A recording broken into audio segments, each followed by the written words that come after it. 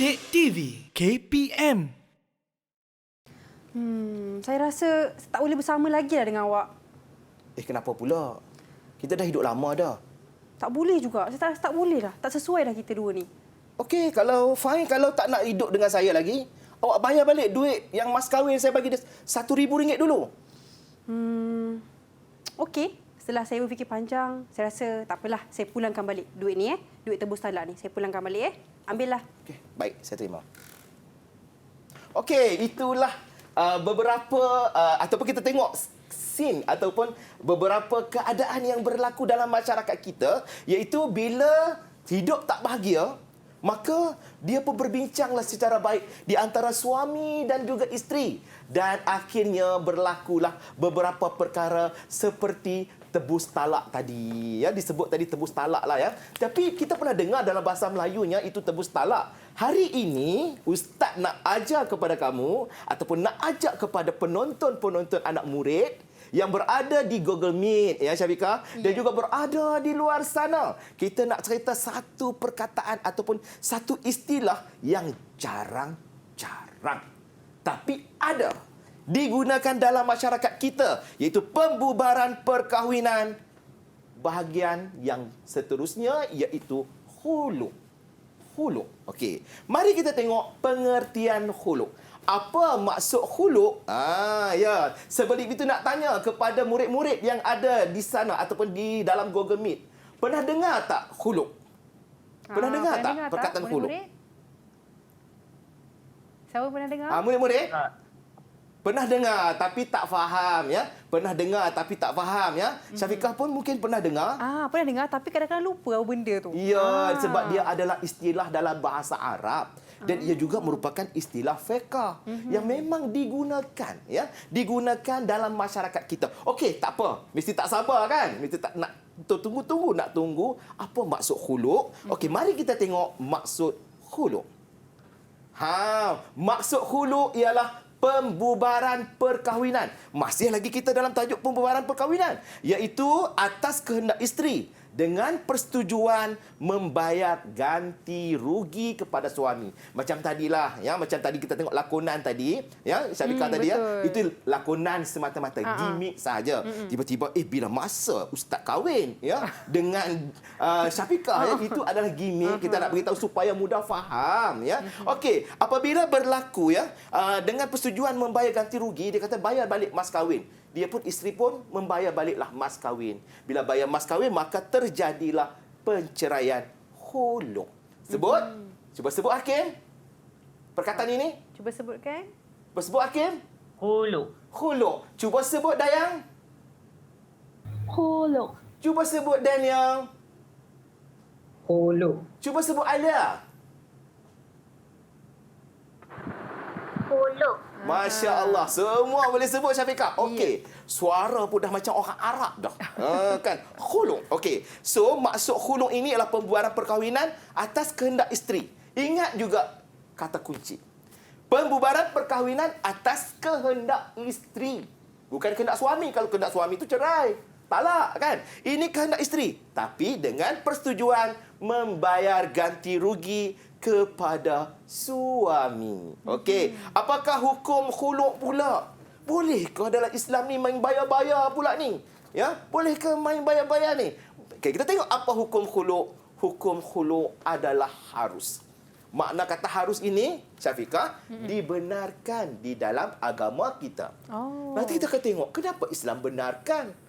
Adakah ia menyalahi dengan norma masyarakat kita ataupun sebagainya? Okey, mari kita lihat yang seterusnya.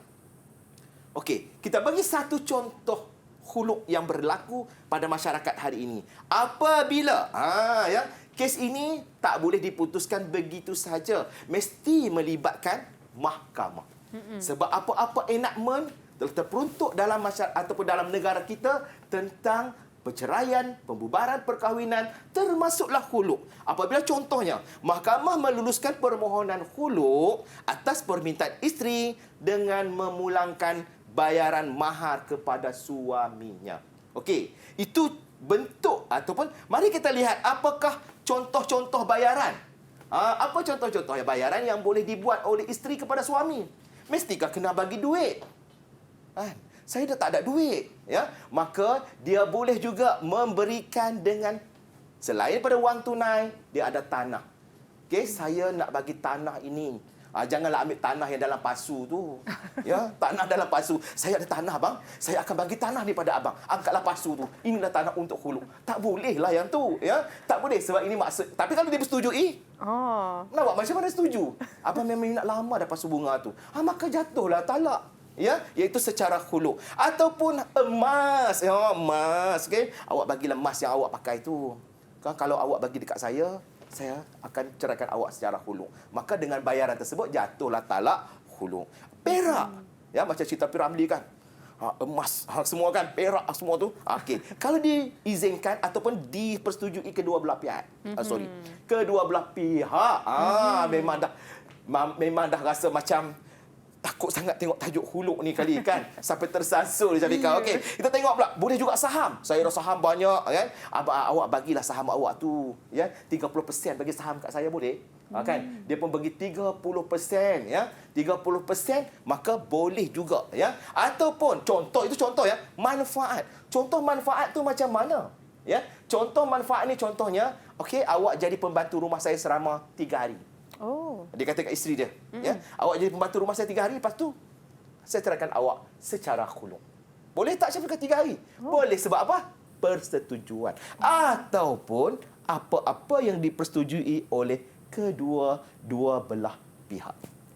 Itu yang terma yang paling penting sekali, dipersetujui kedua-dua belah pihak. Okey, itu yang kita tengok maksud dia tadi, ya. Okey, sekarang tadi saya terangkan tadi, Ustaz terangkan tadi tentang kebaikan khuluk.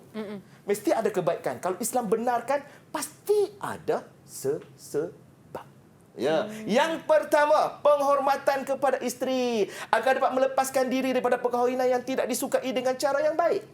Mereka ni hidup berumah tangga tapi alaylah, kawan ni balik pagi, kawan ni balik petang, tak pernah berjumpa muka, jumpa aku, tengok kiri dan kanan, tidak bermesra-mesra dan sebagainya. Lama dah, bertahun-tahun dah hidup begitu. Maka Islam memberikan jalan penyelesaian melalui perceraian secara khuluk. Yang kedua, dapat mengelakkan isteri daripada menjadi nusyus.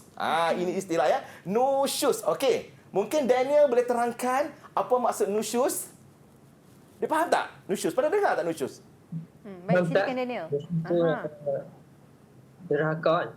Ya, betul. Isteri derhaka, ya. Daripada dia jadi isteri derhaka, suami tak pernah keluar, dia nak keluar rumah, lebih baik bincang elok-elok walaupun dia kena bayar. Kan? Okey, itu dipanggil mengelakkan daripada menjadi isteri yang nusyus kerana tidak mampu taat kepada suaminya.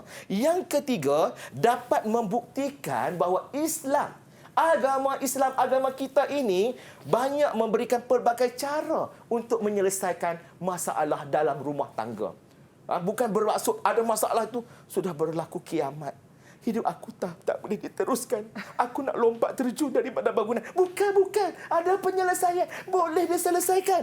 Okey, ini salah satu penyelesaian dalam agama Islam. Betul tak, Syafiqah? Ya, sangat-sangat betul. betul. Itulah Islam. Islam ini, okey, Islam adalah satu cara hidup yang sangat-sangat sempurna. Okey, tapi bila kita cerita kebaikannya, Syafiqah, pasti jugalah ada kesan kepada berlaku perceraian khuluk terhadap suami dan isteri.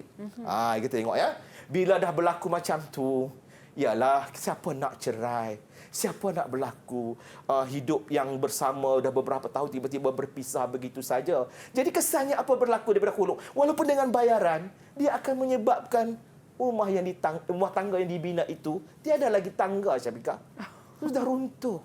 Ya. Yang kedua, suaminya tidak boleh rujuk isterinya. Tetapi dalam tempoh iddah dia tak boleh rujuk. Ya, dalam tempoh keadaan itu dia tak boleh rujuk. Kan? Kalau nak rujuk juga macam mana? Dia kena kahwin lain, ya, akad nikah dan juga mahar yang baru. Suami boleh berkahwin semula dengan bekas isterinya, boleh kahwin, ya. Tapi dengan akad dan juga mahar yang baru, pergi Minang balik, bagi mengorak semula, duduk balik pokok, tengok isteri dia. Walaupun dia itu bekas isteri, ya, tapi sebab dia bercerai secara nusyus, secara khuluk, ya, maka dia dah tak boleh dah pergi mengorak balik. Kalau dilayan, Alhamdulillah lah. Tapi kena mula balik. Okey, seterusnya anak-anak akan terjejak kasih sayang. Mari kita lihat uji minda kita. Mari kita uji minda kita sikit. Okey, nyatakan 2 contoh bayaran hulu. Okey, siapa nak jawab? Baik, siapa nak jawab? Angkat tangan. 2 contoh bayaran hulu. Okey. Okey, Daniel nampaknya mengangkat tangan. Okey, sangat proaktif. Apa dia jawapannya? Contoh bayaran hulu. 2 contoh bayar emas dan perak. Wah, betul.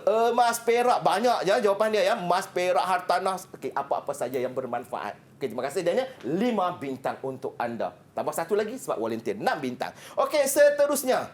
Jelaskan 2 hikmah disyariatkan khuluk. Kenapa Islam mensyariat apa berikan kebaikan? Okey, hikmah ini adalah kebaikan disyariatkan khuluk. Siapa nak jawab? Saya nak pilih Ustaz. Pilih. Syafiqah pilih pula. Boleh saya pilih. Boleh, dia orang Saya nak pilih Alia boleh? Okey, Tadi angkat Alia. tangan tadi dia. Okey. Okey. Silakan Alia. Okey, silakan. Okey, nampaknya Boleh. mungkin ada masalah suara. 2 Okey, boleh ah. Okey, silakan. hikmah disyariatkan khuluk ialah penghormatan kepada isteri agar dapat melepaskan diri daripada perkahwinan yang tidak disukai dengan cara yang betul dan dapat mengelakkan isteri daripada menjadi nusyuz kerana tidak taat kepada suaminya. Masya Allah, bukan 5 bintang lagi, bukan 6 bintang, dah berbintang-bintang dah naik ni. Tahniahlah kepada Alia. Okey, betul. Sebab jawapannya adalah senjata subjektif. Maka boleh jawab. Okey, contoh inilah jawapan yang dijawab oleh kawan-kawan tadi. Yang kita terangkan dah tadi dalam bahagian pengenalan. Okey, kita teruskan kepada uji minda. Sorry, seterusnya tajuk kita akan masuk. Terlajak ada ya, Syafiqah. Kita akan masuk dalam tajuk li'an. Pernah dengar tak li'an ni? Li'an ini ya, satu istilah yang jarang-jarang dipakai. Okey, ingat ya, li'an ini selalu orang sebut lian. Lian, Ustaz belum belajar lagi lah lian. Okey, bukan lian, li'an ya. Li'an. Okey, kita tengok pengertian li'an. Okey, apakah maksud li'an? Maksud li'an ialah lafaz sumpah suami. Lafaz sumpah suami, ingat ni. Apabila menuduh isterinya berzina tanpa ada 4 orang saksi ataupun menafikan nasab, ya. Dia tuduh isterinya, selalunya di dalam Islam, kalau orang tu tuduh orang tu melakukan zina, maka dia kena datangkan 4 orang saksi, Syafiqah. Tapi kalau suami tuduh isterinya berzina, dia tak perlu datangkan 4 orang saksi. Cukup dia melakukan li'an. Ya, lafaz sumpah suami apabila menuduh isterinya berzina tanpa ada 4 orang saksi atau menafikan nasab. Apa hukum dia? Ya, kita tengok sini betul-betul. Hukum li'an ialah wajib untuk mengelakkan suami daripada hukuman qazaf. Apa itu qazaf? Menuduh orang berzina tanpa ada saksi. Tapi suami tak kena sebab dia buat li'an. Tapi kalau dia tuduh isteri dia tapi dia tak nak buat li'an, maka dia juga terlibat dengan qazaf. Menuduh orang melakukan zina. Perempuan yang baik-baik buat zina, itu namanya qazaf. Ya? Okey, kita tengok bagaimana cara nak buat li'an ini ya. Apabila suami melafazkan di hadapan hakim, aku bersaksi bahawa tuduhan ke atas isteriku adalah benar. Dia kata, tuduhan zina yang aku lemparkan kepada isteriku yang bernama A binti B, dan anak ini, jika dia mempunyai anak, dia menuduh anak itu anak-anak zina, anak ini anak zina dan bukan dari keturunanku. Masya Allah, itu laknat dia. Dia tuduh kepada isteri dan juga anak yang dalam kandungan. Dan lafaz ini disebut sebanyak 4 kali. Disebut 4 kali. Sekiranya isteri ada bersama-sama, maka dia kena tunjuk muka isteri dia itu dengan tangan ke arah isterinya. Okey, dan hakim akan berkata kepadanya pada kali kelima, dia akan beri peringatan jangan berdusta, bahaya berdusta. Tetapi sekiranya dia yakin dengan tuduhannya, suami hendaklah berkata, sesungguhnya laknat Allah Subhanahu wa taala akan menimpaku sekiranya aku terdiri daripada orang-orang yang berdusta. Dahsyat, dahsyat, dahsyat. Laknat Allah itu dipanggil li'an. Isteri macam mana pula Syafiqah? Takkan dibiar begitu saja. Dituduh dia tak buat. Saya tak buat bang, saya tak buat bang. Isteri juga ada hak untuk melakukan li'an. Dia tak lakukan perkara dituduh oleh suaminya. Wallahi wabillahi abang, saya tak buat abang. Contoh, ya. Maka isteri melafazkan di hadapan hakim, Aku bersaksi sama juga dengan nama Allah Subhanahu wa taala bahawa tuduhan suamiku bin C itu adalah orang yang berdusta tentang tuduhannya terhadapku. Ya, tuduhan zina terhadapku. Dah mestilah menangis ya Syafiqah kan? Ya. Takkan ada seronok kan? Tuduhan zina terhadapku 4 kali. 4 kali juga. Dan tuduhan yang kelima dia akan sebut apa? Isteri berkata, kemurkaan Allah akan menimpaku jika tuduhan suamiku itu adalah benar. Itulah dipanggil li'an. Maksudnya perkara li'an ini bukan perkara kecil-kecil, tetapi perkara yang sangat besar. Apa kesannya? Apa kesannya? Suami dan isteri tidak boleh rujuk selama-lamanya. Ya Allah, bila perceraian macam tu, mereka jangan lagi kata nak berbaik, tak boleh rujuk selama-lamanya. Ya. Yang kedua, anak tidak boleh dinasabkan kepada suami sekiranya tiba-tiba mengaku balik, itu anak aku dah. Itu anak tak boleh dah. Sebab awak telah melakukan sumpah laknat. Ya. Dan anak juga tidak berhak mendapat harta pusaka. So ada 3 kesan ya dekat situ di bawah ya. Okey, suami tidak boleh rujuk, anak tidak boleh dinasabkan dan suami tidak berhak memberikan nafkah juga serta 4 mewarisi harta pusaka. Okey, boleh. Okey. Mari kita uji minda kita. Nampaknya dah nak akhirlah ni kan. Mungkin kita kena tengok uji minda, kita uji balik pemahaman para murid-murid sekalian. Okey, yang pertama, mengapa li'an itu diwajibkan? Siapa nak jawab? Siapa nak jawab? Ni volunteer ni. Macam mana nak dapat markah banyak ni? Dekat. Kan? Lekas. Siapa nak jawab? Hakim? Siapa nak jawab? Okey, silakan Hakim. B. Ada B ke macam tu? Oh. Okey, belum ada B lagi ni. Kita tengoklah betul ke tidak ni ya. Okey, sekejap kita tengok. Oh, rupa-rupanya ada pilihan. Betul ke Hakim B ni? Kan? Boleh tanya soalan lagi? Okey, mengapakah li'an diwajibkan? Yang pertama, mempertahankan maruah isteri yang dituduh. Okey, kita tengok kata kunci tadi. Ya, kata kunci tadi iaitu mengelakkan suami daripada hukuman qazaf. Jadi, itulah jawapan yang betul. Ya, B jawapannya. Okey, seterusnya, mari kita lihat kepada berapa kalikah sumpah li'an dilakukan bagi setiap suami dan juga isteri? Berapa kali kena sumpah ni? Okey, kita tengok yang pertama. Adakah 5? Adakah 6? Adakah 7? Berapa kali agak-agak? Siapa nak jawab? Siapa nak jawab? Okey, Dayang. Okey, silakan Dayang. Berapa kali Dayang? 5 kali. 5 kali. Betul. Tepat 5 sekali. kali. Ya. Okey, tahniah di atas jawapan anda. Betul. Okey. Dan yang terakhir uji minda kita, terangkan 2 kesan li'an kepada suami dan juga isteri. Apakah kesan li'an kepada suami dan isteri? Banyak tadi disebut tadi. Apa kesan dia? Siapa nak jawab? Siapa nak jawab? 2 kesan li'an kepada suami dan isteri. Okey, Alia Natasha.